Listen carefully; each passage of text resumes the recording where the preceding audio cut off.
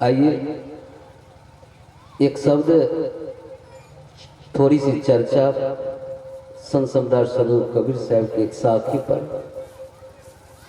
साखी बाद में पहले एक घटना को मैं बता रहा हूँ।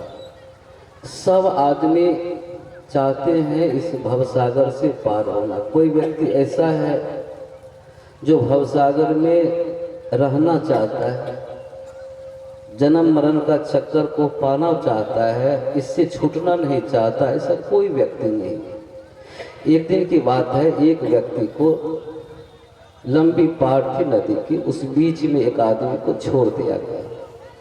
बताइए क्या दशा होगी उसकी। उसके बगल में एक नाव कौन चीज की, तो साहब कहते हैं नाव लोहा केरी नावरी। आदमी वो बचने के लिए चाह रहा है, किंतु नाव किसकी है? लोहा की। बताइए उस पर यदि बैठेंगे लोहा की नाव पर तो बच सकेंगे? नहीं बचेंगे। लोहा केरी नावरी पाहन गरवा भार। और क्या है? तो उस पर क्या लदा हुआ है उस नाव पर? तो पत्थर लदा हुआ है। बताइए, तो लोहा की नाव है, उस पर पत्थर लदा हुआ है।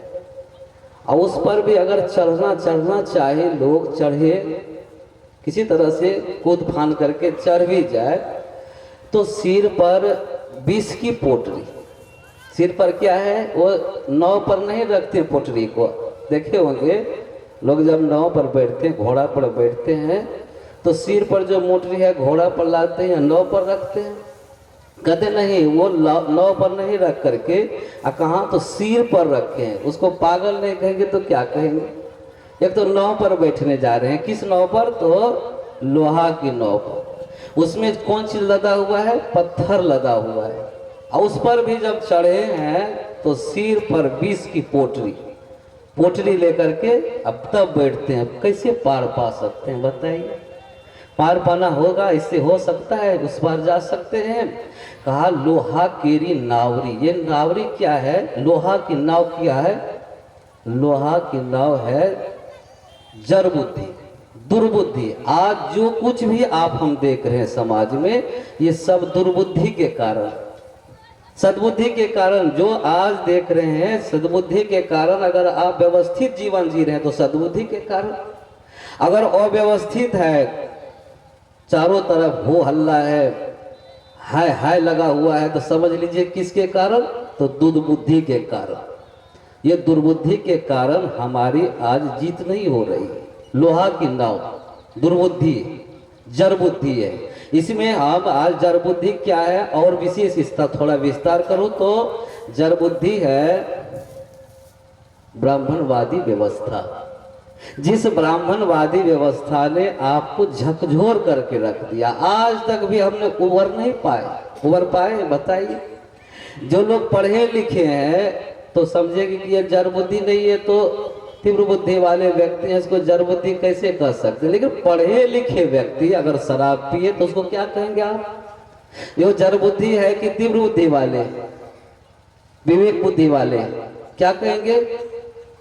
जो व्यक्ति शराब पी रहा है, चाहे अनपढ़ हो या पढ़ा लिखा, प्रोफेसर साहब हैं, शराब पी रहे हैं, चाय पान बीड़ी सिगरेट सुपारी जर्दा कथा खा रहे हैं, और साहब कहते हैं जड़ बुद्धि है।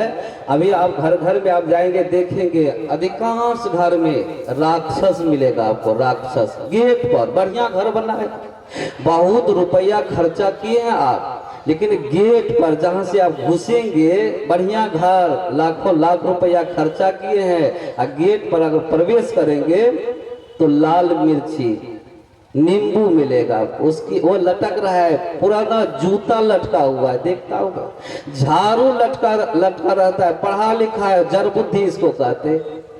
विवेक बुद्धि वाली बात नहीं, यार जड़ बुद्धि है। लोहा की नाव है, लोहा की नाव पर चढ़ करके आप उस पार होना चाहते हैं। कैसे पार हो सकते हैं? यही है जड़ बुद्धि। और अधिकांश बातें, आज छोटी छोटी बात बताऊं, छोटी छोटी बात, तो आजकल लड़का लोग भी बाएं पैर में काला काला धागा पहन करके चलता है, ये जड़ बुद्धि है। गेट पर वो राक्षस लटका, 100 रुपया का बड़ा राक्षस, 50 रुपया का छोटा, 25 रुपया का उससे भी छोटा राक्षस, जिसको जितनी व्यवस्था है, पैसा है, उस हिसाब से राक्षस खरीदते हैं, लटकाते हैं। गेट के आगे देखेंगे आप शनि का वृक्ष लगाते हैं। ये क्या है? जड़ बुद्धि है। पार नहीं हो सकते आप चाहते भवसागर को पार होना, नहीं पार हो पा सकते हैं आप। आइए निवेदन करना चाहता हूँ, लोहा की तो नाव है, उस पर जड़ बुद्धि, उसको जड़ बुद्धि कहते हैं, और उस पर क्या दिया हुआ है, लदा हुआ है, पाहन गरवा भार। गरवा मतलब वजनदार, वजनदार पत्थर लादा हुआ, वजनदार पत्थर मतलब आचरणहीन। ये गरवा क्या है? आचरणहीन। आचरणहीन व्यक्ति पार होना चाहता है। कौन ऐसा व्यक्ति है? हम पूछना चाहते हैं इस पंडाल में, ऐसे कौन व्यक्ति है जो नरक में जाना चाहते? हाथ उठाइए तो। कोई है इसमें कोई नरक जाना चाहते? उठाइए हाथ एक बार, हिम्मत वाले हैं कोई व्यक्ति? देख लीजिए, एक भी व्यक्ति नरक जाना नहीं चाहते हैं। लेकिन आचरणहीन व्यक्ति कैसे उस पार जा सकता है? सब चाहते हैं बढ़िया हमारा जीवन हो, उत्तम जीवन हो, सब के सब मरने के बाद स्वर्गीय लिखते कि नहीं लिख रहे? उस मरने के बाद उस आदमी के नाम के पीछे स्वर्गीय लिख देते हैं। मर गया आदमी, सब आदमी स्वर्गीय है, स्वर्ग चले गए, तो नरक में कौन जाएंगे? नरक तो खाली का खाली है, सब स्वर्गीय हो गए। आप अच्छा काम करें या बुरा काम करें, लेकिन सब के सब स्वर्गीय हो रहे हैं, सब स्वर्ग जा रहे हैं। ये बेवकूफ बनाने का तरीका है, आदमी को ठगने का काम। ये आपको ब्राह्मणवादी व्यवस्था में है कि आप मर गए तो आप प्रेत हो गए, है कि नहीं? सब मरेंगे तो प्रेत बनेंगे, ये कहता है। वो अलाइए उसको, और उसका जो चेला है इधर का जितना भी है, यदि यादव में पंडित जी बन गए तो वो भी कहेंगे प्रेतस। वो तो कम से कम समझाना चाहिए उसको। यादव परिवार के लोग, मेहता परिवार के लोग हैं तो मेहता भी पंडित जी बन गए हैं, तो उसको समझाना चाहिए मेहता परिवार के लोगों को कि आप लोग जग जाइए, झूठी बातें हैं। यादव जी को समझाना चाहिए कि झूठी बातें हैं, मंडल जी को समझाना चाहिए झूठी बातें, पासवान जी को समझाना चाहिए झूठी बातें हैं। लेकिन सब लगे हुए हैं, उसी का चेला है, सब उसी को डुबाना चाहता है। कोई पार करने के लिए नहीं चाहता है कि भवसागर से ये पार हो जाए।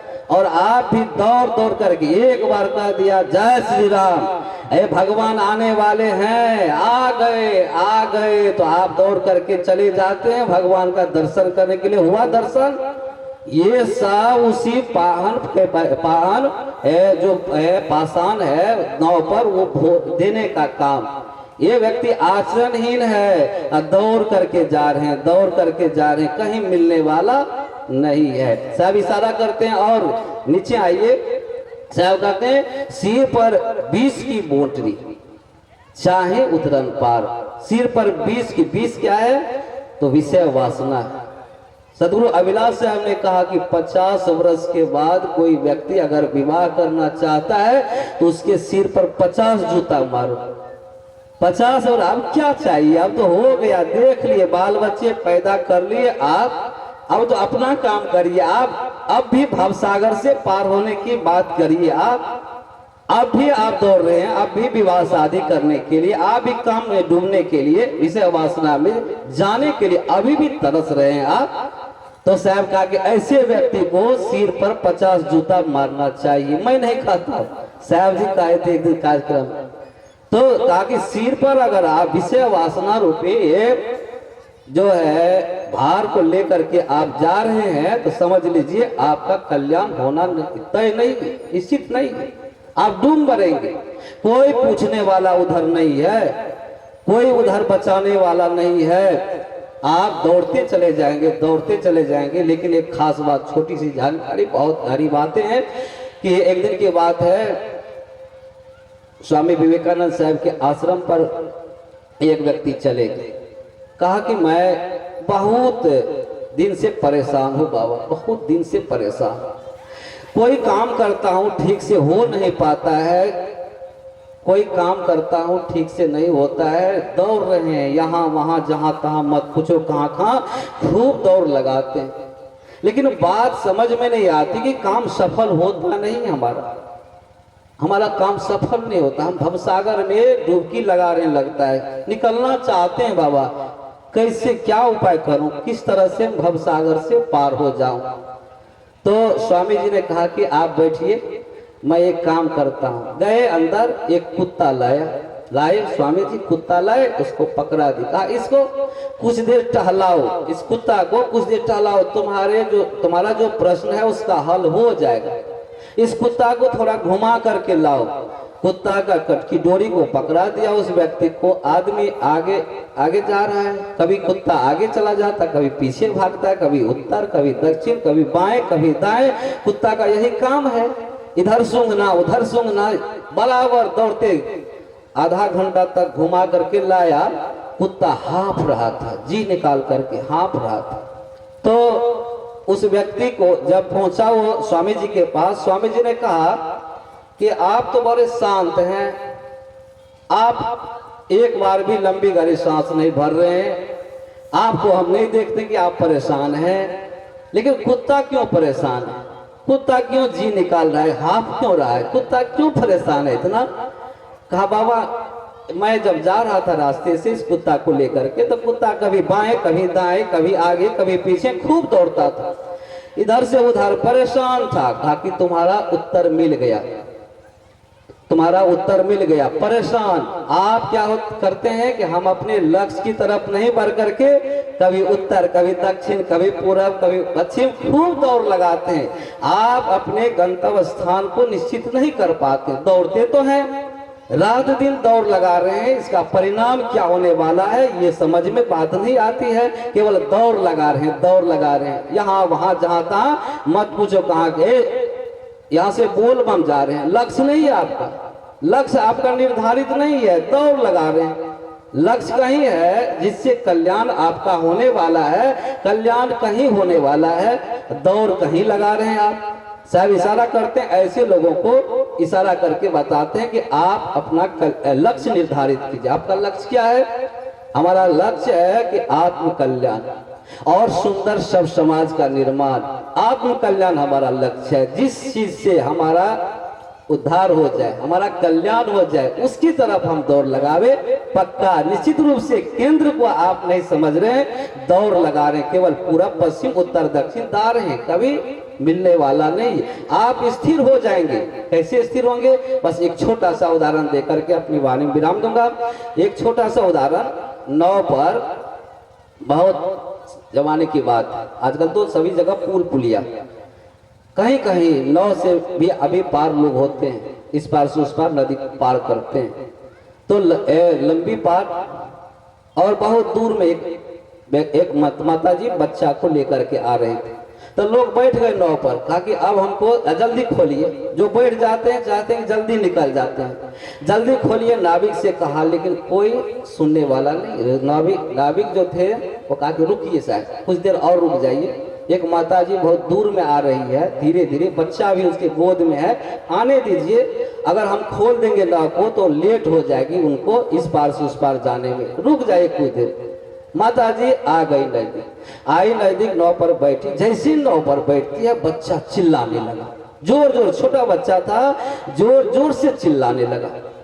सब के सब चुप करते हार गए, बच्चा चुप नहीं हुआ, बच्चा चुप नहीं हुआ। तो एक व्यक्ति उसमें से खड़ा होकर के कहा कि इस बच्चा को जो चुप कर देगा उसको हम इनाम देंगे। एक जवान खड़ा हो गया, कहा कि इस बच्चा को हम चुप कर देंगे, पक्का चुप कर देंगे, लेकिन आप सब चुप हो जाइए तब हम इस बच्चा को चुप करेंगे। तो सब आदमी चुप हो गए, क्योंकि बच्चा को चुप करना था, लंबी दूरी जाना था, लंबी दूरी जाना था, तो सब आदमी चुप हो गए, क्योंकि सोच रहे थे कि ये बच्चा रोएगा तो परेशानी सबको होगी। सब चुप हो गए, बच्चा रो रहा है। बच्चा को जवान आदमी गोद में लिया और उसको क्या किया, नदी में फेंक दिया। तो जिसका बच्चा था वो माता जी तो छाती पीट करके रोने लग गई, खूब जोर जोर से चिल्ला रही, गाली भी दे रही है। अब तो नाव पर जितने लोग थे सब के सब उस जवान आदमी को गाली गलौज करने लगे। जवान आदमी से जवान आदमी देखा कि बच्चा 2-4 घूंट पानी पिया है, तब ये भी कूद गया उसमें, क्योंकि उसको तैरने की कला मालूम थी। वो कूद जाते हैं नदी में, उस बच्चा को उठा करके देते हैं नाव पर। बच्चा अब शांत है, चुप है, सब लोग भी चुप, बच्चा भी चुप। बच्चा को पहले लगता था कि नाव में दुख है, रो रहा था। बाद में बात समझ में आई कि नहीं, दुख कहाँ है, पानी में दुख है। पानी में दिया, उसको उठा करके दिया नाव पर, तो समझ गई बात कि ये दुख कहाँ है। हम लोग भी ऐसे नाव में बैठे हैं, सुरक्षित हैं, जगह पर बैठे हैं, तो लगता है कि यही दुख है। दुख जहाँ है वहां तो आप जाते नहीं, पहुंचते नहीं है। जहाँ सुख है वहां पहुंचते नहीं, जहाँ दुख है वहां दौड़ लगाते हैं। रात दिन दुख के पीछे दौड़ लगा, चाहत सुख दुख संग न छारा। जो सुखी होना चाहते हैं तो आप निश्चित रूप से अपना कल्याण कर लीजिए। अभी ये समय बड़ा अवसर मिला है हम सबको, यहाँ के तमाम लोगों को मैं साधुवाद देता हूँ, धन्यवाद देता हूँ, जिन्होंने ये संकल्प लिया और जिन्होंने संकल्प को पूरा करने में सहयोग तन मन धन से दिया। मैं सबों को ढेर सारी शुभकामना साधुवाद देता हुआ अपनी वाणी में विराम देता हूँ।